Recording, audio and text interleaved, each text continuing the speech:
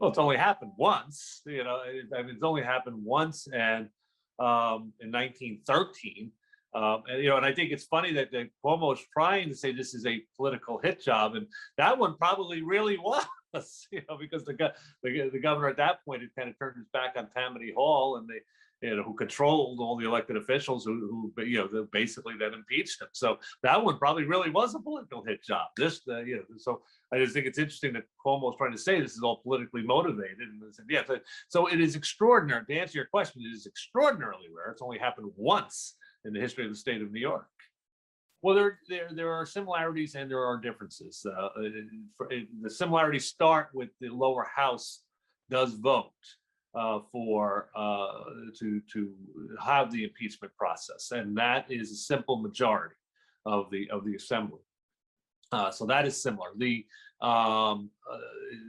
difference is then that a court of impeachment is then impaneled in New York, which is all of the senators except for the majority leader, because the lieutenant governor takes over as the acting governor immediately upon the impeachment process starting.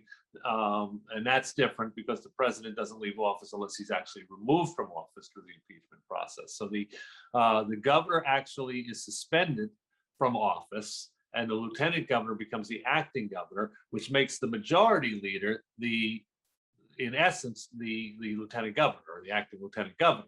So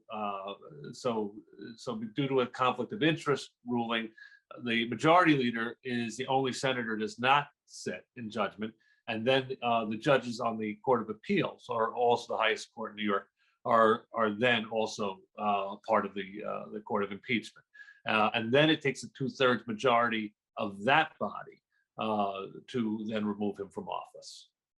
Well, again, the prosecutors would present their case, which would basically say that the governor has committed acts that would be worthy of removal from office. Now, in this case, what he is accused of is a felony. So, they'll be trying to prove the case that the governor has committed felonious acts and therefore should be removed from office. Yes, because the only punishment is removal from office. There is no criminal ramifications to the impeachment process. The only thing that comes from it is removal from office, and it does not in any way prohibit local district attorneys and whatever from proceeding with criminal charges.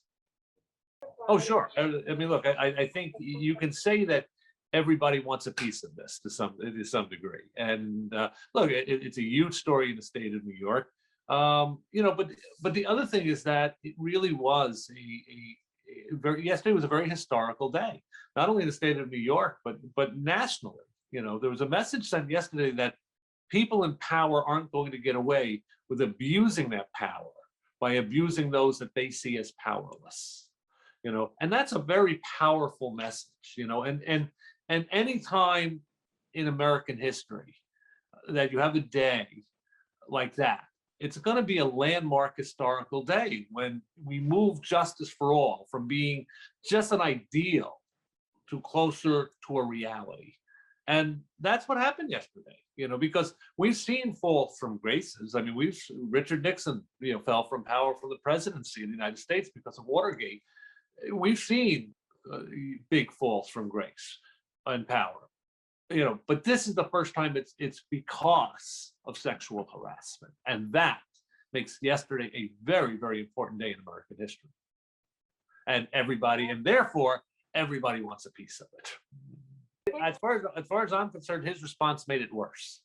I mean, his response basically was, "I'm the victim here," and I don't think anybody's going to see him as a victim.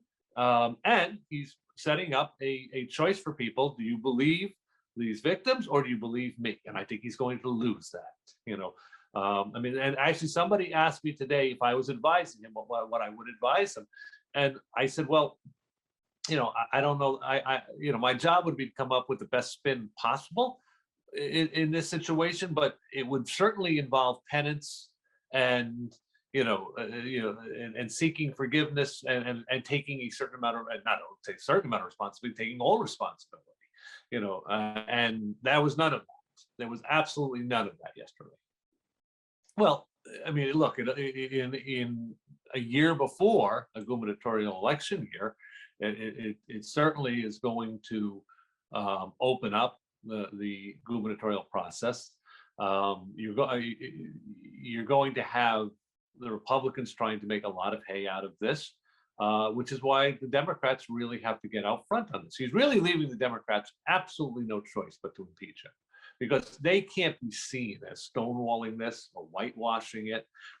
They've got to be seen as being out front on this. So he's leaving his Democratic colleagues absolutely no choice but to impeach him, and then they're going to.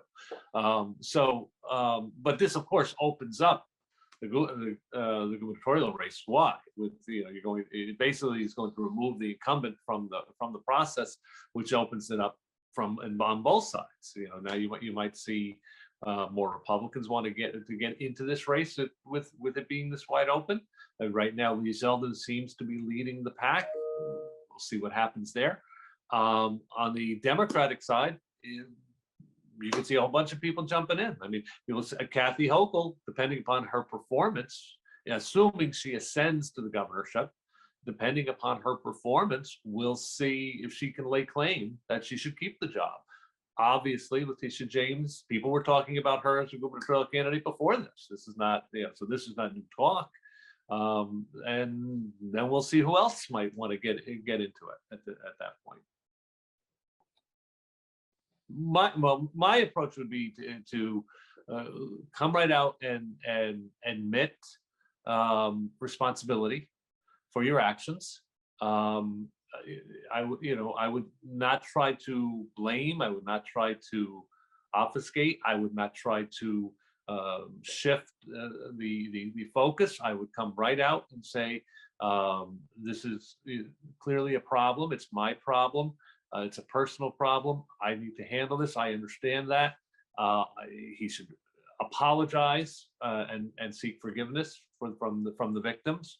My attitude would be, if you want to be seen as a sympathetic character, you need to say that A, I take responsibility for this, and B, I'm sorry, and C, I'm going to make amends for this. And then short of that, I don't see anybody even beginning to feel sorry for it.